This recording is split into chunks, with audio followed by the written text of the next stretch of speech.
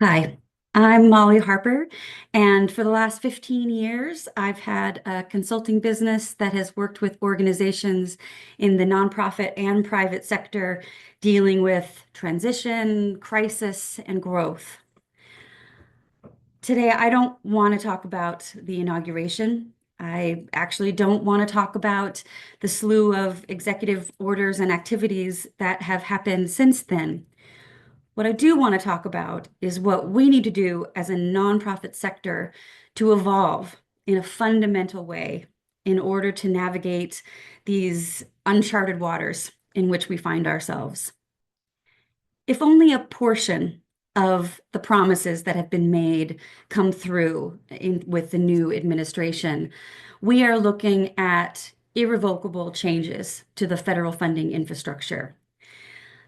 These changes will impact nonprofit organizations across the country and especially impact communities that need the resources and services and protection that many nonprofits provide.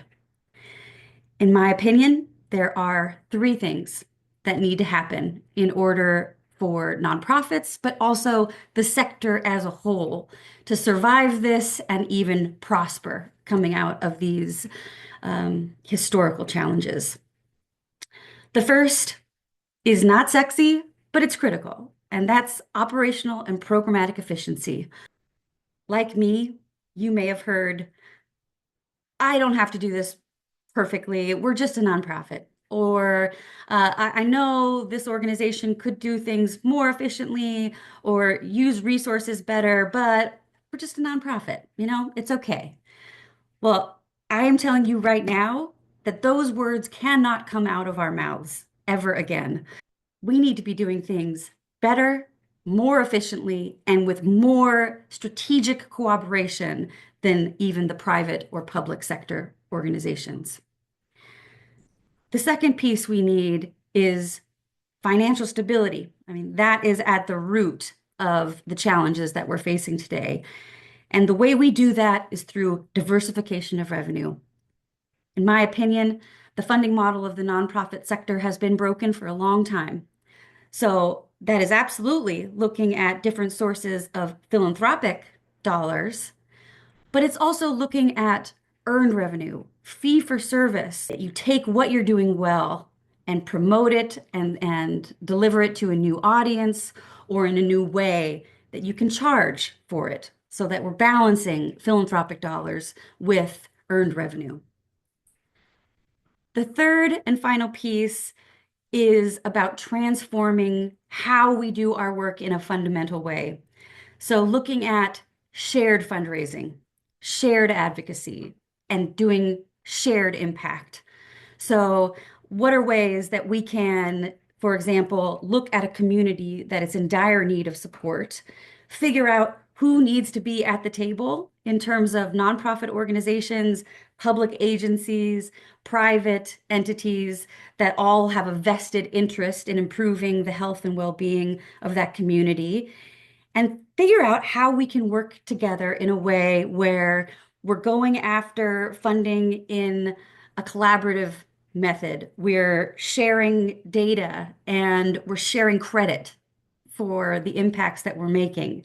I think this is going to be critical in order for nonprofits to not compete with each other with the funding and the limitations with public funding that will be coming down the pike in the next few years, but absolutely enhance what we're doing by collaborating in a radical way.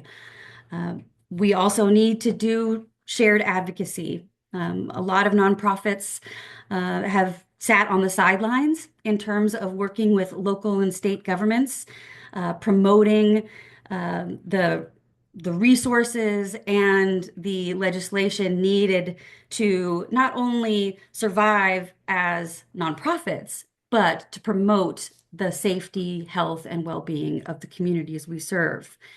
Now is the time where we all have a part to play in engaging with our local, regional, and state governments. So figuring out how we can do that together in an efficient way is going to be critical to ensure that we are as resilient as possible going forward in the next several years. I am starting a new podcast called Elevating Impact, which will be coming out shortly over the next couple of weeks. And I'm going to be focused on talking with nonprofit organizations and leaders across the country, but also leaders in the private and public sectors to figure out what are ways that we can shift the way we do things, the way we talk about our work, and the way we fund it in order to really take advantage of this opportunity to not just survive, but really take off over the next couple of years in terms of the new way that we can create lasting impact on the ground. So thank you for listening and stay tuned for more conversations to come.